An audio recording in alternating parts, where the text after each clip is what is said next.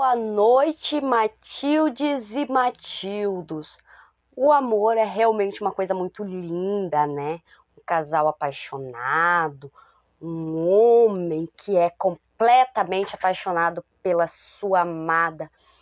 Mas e quando esse amor não é recíproco? É apenas do lado do rapaz, no caso em questão não era bem exatamente um rapaz, era um homem, e é por alguém que já morreu. Exatamente. A história de hoje é uma história que para alguns pode ser até romântica, envolve amor, um amor obsessivo, assim, mas é uma história, digamos assim, de gesta. Nós vamos falar hoje da noiva cadáver. Você ouviu direito.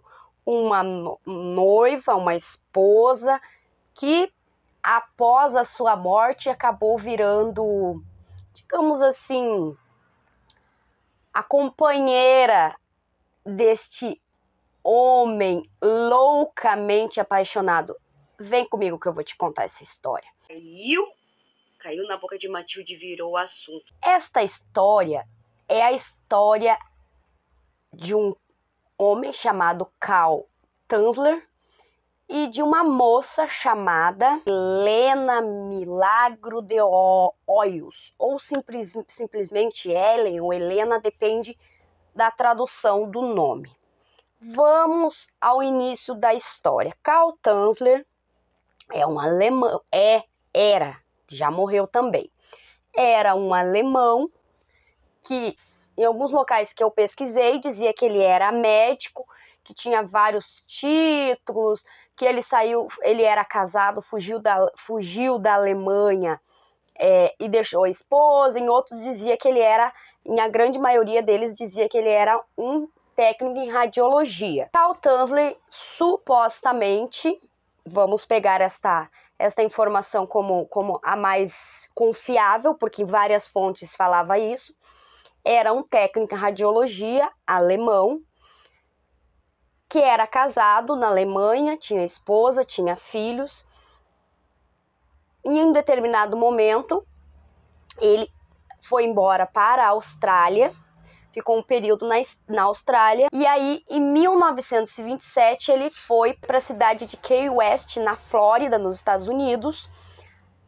Supostamente ele chegou até essa cidade sozinho. Em algumas fontes fala que ele levou a esposa e filhos, mas a grande maioria das fontes relata que ele separou da sua esposa, deixou a esposa com os filhos dele lá na Alemanha e foi embora sozinho, foi comprar cigarro e não voltou mais. Carl Tanzler começou a trabalhar num hospital da Marinha dos Estados Unidos. Este hospital era um hospital referência no tratamento para a tuberculose, que ainda em 1927 ainda era mais um tratamento paliativo, digamos assim, do que efetivamente de cura. Carl Tanzler, ele afirmava que ele tinha sonhos e visões durante a sua infância e que num determinado momento, numa determinada época da sua vida, quando ele tinha aproximadamente entre 10 e 12 anos, ele teve um sonho, uma visão, uma coisa assim, com uma mulher chamada Ana Constantina van Cossel, que supostamente era um familiar de várias gerações antes dele. Esta mulher, a Ana Constantina, ela era da nobreza real da Alemanha.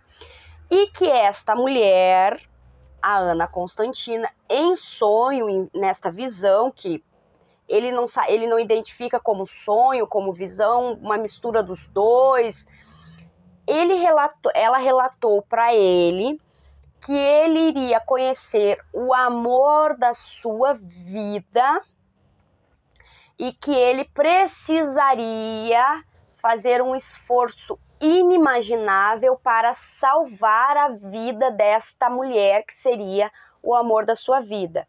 E aí ele teve uma visão durante essa visão, esse sonho, enfim, de uma moça com pele muito branca, cabelos escuros, e ele passou então a procurar esta suposta mulher, essa suposta moça que seria o amor da sua vida. E efetivamente foi, né?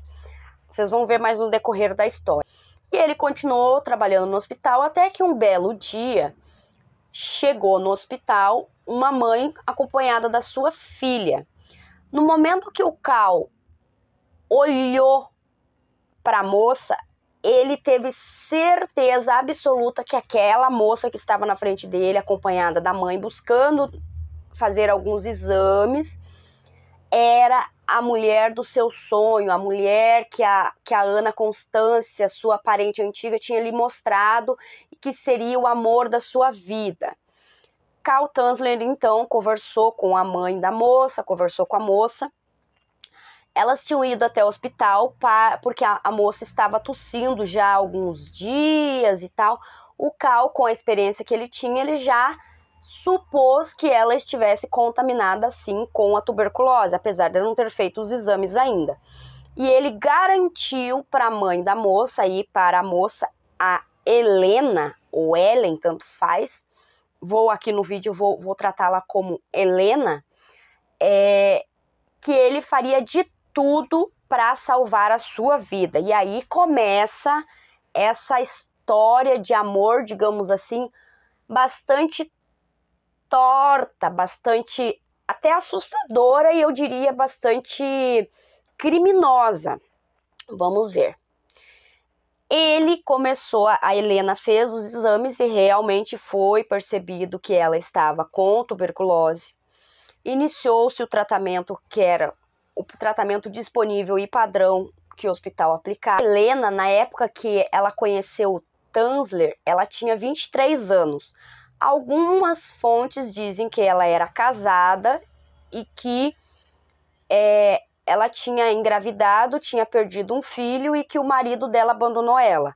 Outras fontes dizem que não, que ela era casada sim, tinha perdido o filho, mas que o marido permanecia com ela. De qualquer maneira, nos relatos que eu li sobre a história, fala apenas da família da Helena e do Cal. Então não fala dessas outras pessoas que supostamente faziam parte da vida dessas pessoas. A esposa do Cal e o marido de Helena. A Helena iniciou então o tratamento que era disponível na época para a tuberculose e além disso, o Cal Tanzler, ele começou a fazer com que ela passasse por outros tratamentos. Alguns tratamentos eram ainda iniciais, ele começou a pagar do próprio bolso por remédios, por infusões, consultas com médicos diferentes, e tem alguns relatos de que ele chegou a roubar uma máquina de raio-x. Eu acho que é pouco provável, porque uma máquina de raio-x não é uma coisa que se bota dentro do bolso, se bota dentro da mala e leva para casa, mas enfim. Ele começou toda essa obsessão em cima da Helena. Lembrando que, eu acho que eu não falei isso, quando ele conheceu a Helena foi em 1930, 3 anos depois que ele já estava nos Estados Unidos. Porém, mesmo com todos os tratamentos que a Helena estava passando, no dia 25 de outubro de 1931, ela faleceu. A família ficou desolada, mas a dor e o sofrimento do Cal Tanzler foi assim algo inimaginável para a família, porque eles sabiam que ele nutria sentimentos pela Helena, diz que ele dava muitos presentes para ela, ele fazia declarações, chegou a pedir ela em casamento, mas ela aparentemente não retribuía esse amor. Ela apenas estava recebendo, digamos assim, de bom grado as ações que ele estava fazendo em favor da saúde dela para tentar salvar a vida dela. Quando Helena morreu, o Cal ele deu meio que uma surtada, assim, ele ficou completamente fora de si, ele ficou transtornado, ele não acreditava que ela tinha morrido, ele estava se sentindo culpado porque ele não fez, ele achava que não tinha feito o suficiente para tentar salvar ela. E aí, a família da Helena era uma família de descendência cubana, que morava nos Estados Unidos, E eles eram pessoas humildes. E aí o Cal, ele se ofereceu para a família para pagar todo o funeral da Helena e construir um mausoléu no cemitério para ela. A família aceitou de bom grado. Este mausoléu que foi construído, quem tinha a chave do mausoléu era o Cal Tanzler. E ele ia todo santo dia à noite, depois que ele saía do trabalho, até o cemitério visitar o mausoléu da Helena. Diz que ele sentava pro lado de fora e aí diz que ele ficava conversando com ela, contando como é que foi o dia, como é que tava, como é que não tava, enfim.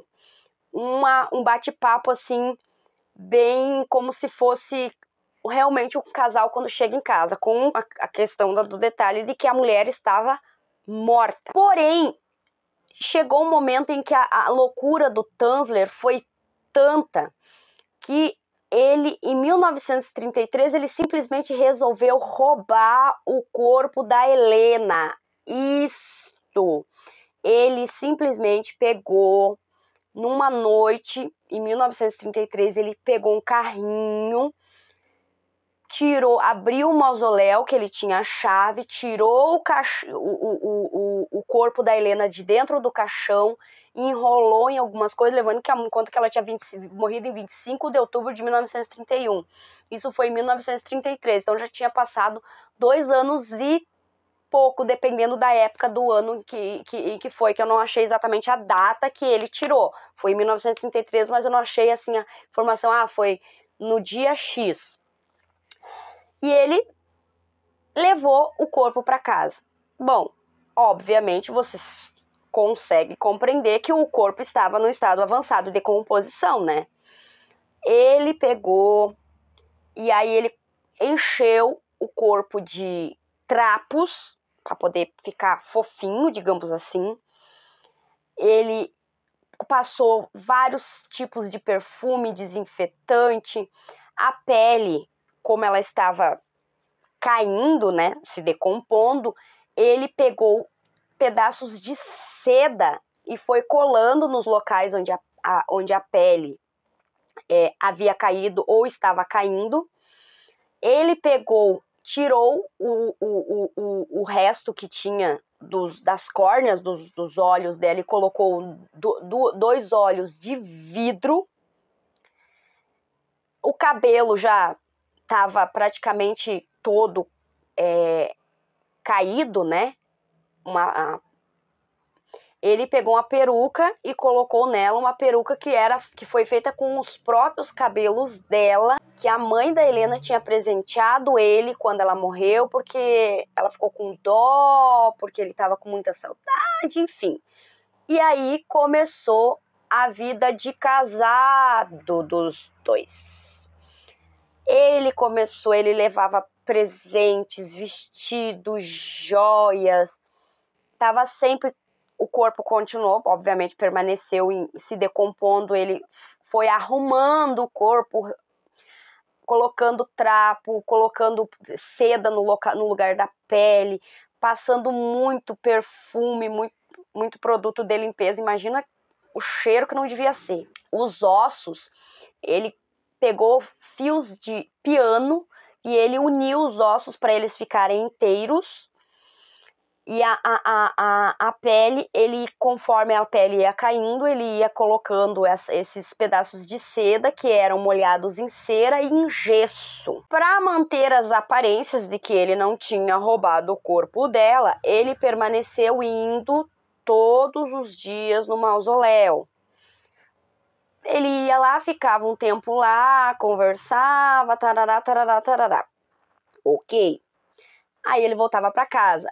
A cidade, as pessoas e tal e coisa começaram a achar um pouco suspeito as atitudes do Cal Tanzler, porque teoricamente ele era um homem solitário, um homem sozinho, que não tinha esposa, não tinha filhos, mas ele comprava com bastante frequência vestidos, joias e perfumes, sapatos.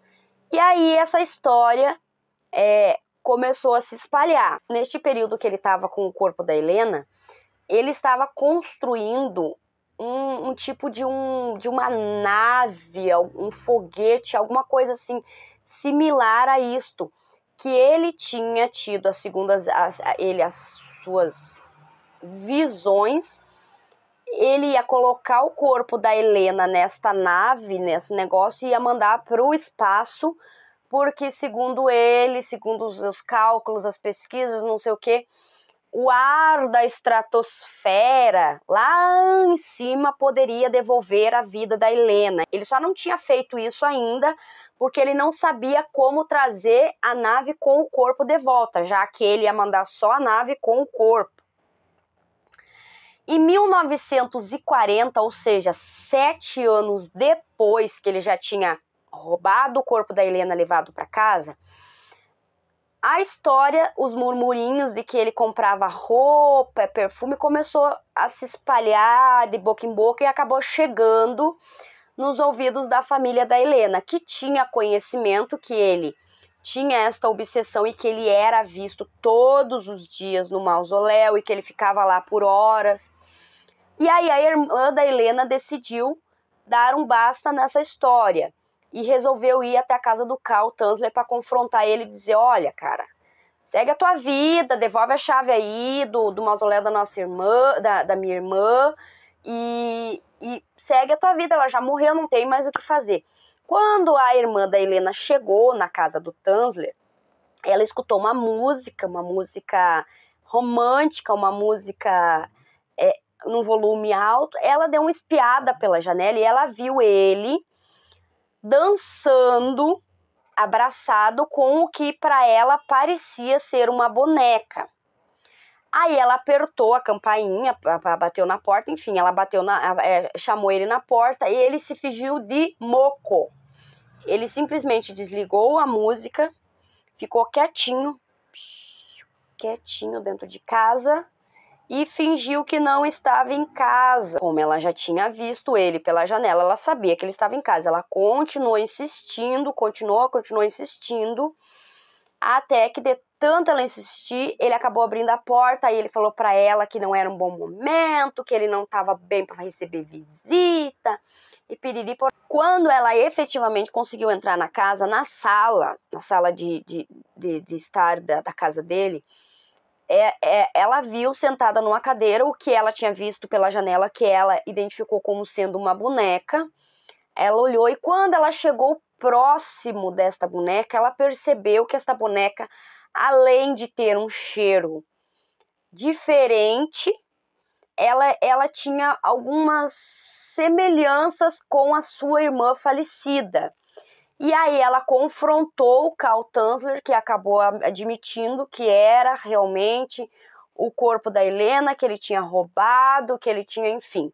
Ela saiu imediatamente, procurou a polícia que foi logo em seguida se encaminhou para a casa do Carl Tanzler.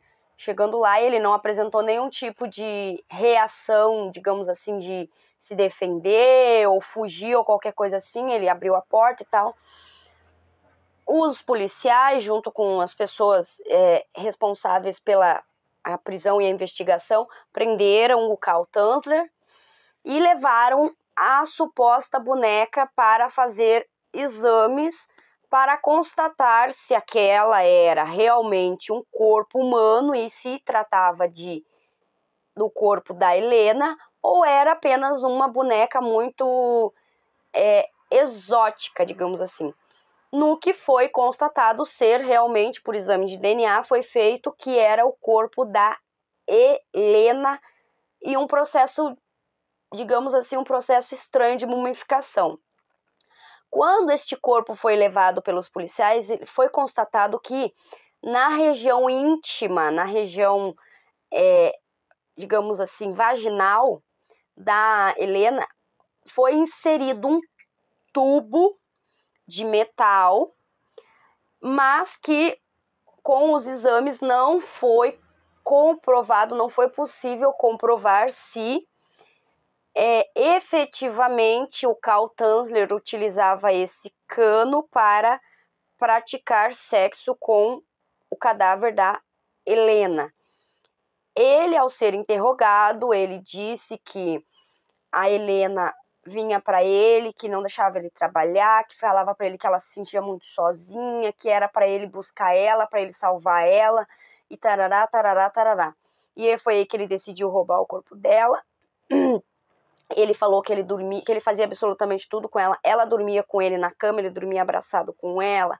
Eles jantavam, dançavam, ouviam música, enfim. Bem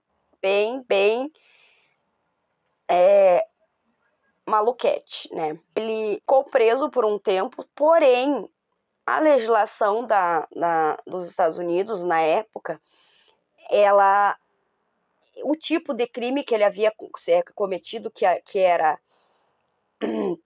violação de sepultura, violação de cadáver e roubo de cadáver, né? Tinha um período que prescrevia. Já fazia 7 anos que ele estava com o corpo da Helena, digamos assim. Então já tinha prescrito. Na ocasião que ele foi preso, surgiu todo um murmurinho. O corpo da Helena chegou a ficar exposto por alguns dias na central, no departamento policial. As pessoas iam visitar médicos porque eles acharam bastante peculiar, digamos assim, a maneira como ele acabou preservando, de certa forma, aquele corpo. Na ocasião que isso tudo aconteceu também, foi para a mídia, né, obviamente, a história, e muitas pessoas ficaram ao lado do Carl Tanzler, muitas pessoas acharam lindo, acharam maravilhoso, porque isso que é amor, isso é amor verdadeiro, ou seja, romantizaram literalmente uma situação bastante trágica, principalmente para a família, né? E houve todo um apelo e tal, enfim, ele acabou não ficando preso. Na ocasião que o Carl Tanzler foi preso com o corpo da Helena, ele já tinha 64 anos. Ele era bem mais velho do que a Helena.